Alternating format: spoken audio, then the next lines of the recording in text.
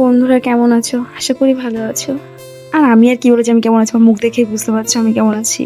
তো তোমাদের সামনে তো আমি কন্টিনিউ ভিডিও আপলোড দিতে পারছি না, দুদিন খুব প্রবলেমে ছিলাম, বাট প্রমিস করছি এবার থেকে রোজ ভিডিও দেওয়ার চেষ্টা করব।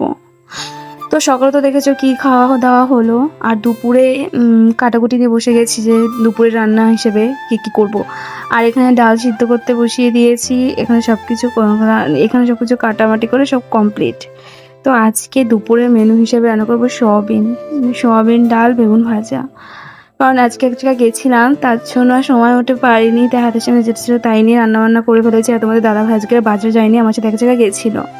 তো দেখতেই পাচ্ছ তেলের উপরে আলু দিয়ে নাড়াচাড়া করছি, এক সাইডে ডাল এক সাইডে আলু। আর তোমার দাদা ভাইকে বললাম একটু মিক্সচারটা তাদের করে দাও, আবার এক জায়গায় বেরিয়ে যাবো। তো মিক্সচারটা করে দিল।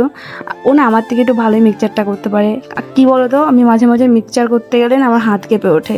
তো দেখতেই পাচ্ছ এইদিকে সোয়াবিন ডাল বেগুন ভাজা। তো সোয়াবিনটা কেমন হয়েছে প্লিজ বলো, কমেন্ট করে বলবা। এদিকে তোমার দাদা ভাই আর আমি খেতে বসে গেছি, এবার ওর রিয়াকশানটা আমি দেখবো, ঠিক আছে? ওই দেখো, ওর রিয়াকশানটা দেখেছো? এটা নতুন কিছু না, আমি মানে ওর রিয়াকশান দেখেই বুঝতে পারছো যে রান্নাটা কেমন হয়েছে।